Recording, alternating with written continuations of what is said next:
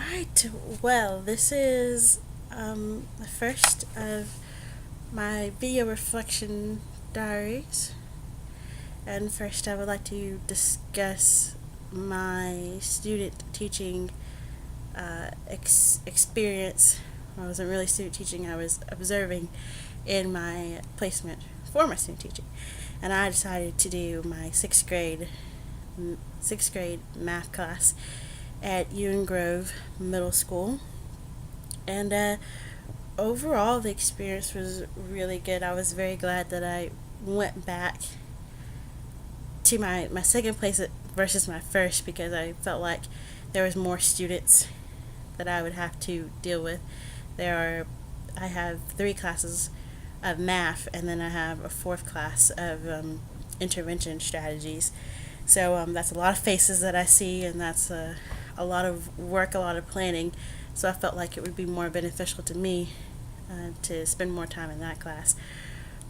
But as far as management, learning about management styles, my cooperating teacher uses a 3 strikes system for his classroom.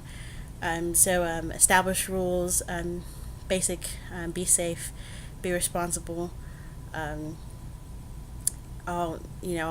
be respectful are his 3 overarching rules, and I guess everything falls underneath those. But any type of disruption, any type of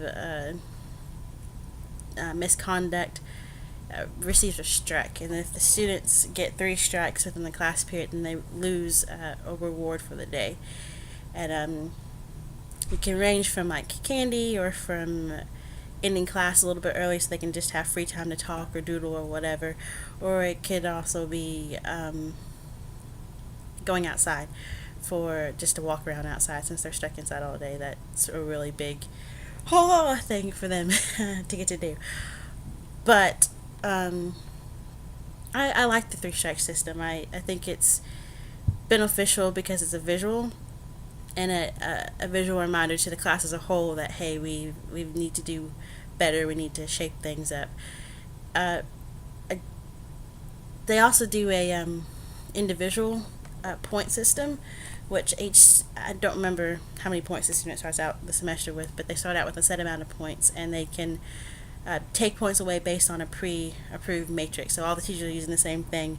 All the points, for whatever reason, like if they missed a class or they're disruptive in class, they're the same from class to class. So they get those points deduction. If their points are at a certain point value at a given time in the semester, then they have a disciplinary action for that, or a reward action for that, depending on the point value. So I thought that was a neat system as well. As a whole, there isn't a lot of management issues. I feel like Mr. Payne, my cooperating teacher, has already really laid a foundation of this is not a place for disruptions or a place for misbehavior. Better off. He's made that very clear from the get-go, and he is has a very strong personality, and he's very you will do what I say when I say it, which I think is it has its good and bad points. But overall, the whole classroom seems to have a sense of respect for the rules and for everything. I didn't really see any students that would require individual management. There is one student in our my second group. I call them blocks, but they're in periods. But the math classes meet two periods out of the day, so I call them blocks. So my third and fourth periods are my second block. There is a girl that probably proved to be a problem. However, the majority of the time that I was there, she was on suspension, so I didn't really get too much interaction with her. But I do feel like that would probably be a potential problem. She seems to have a problem with authority, so it'll be interesting to see how that plays out, and how it is dealt with.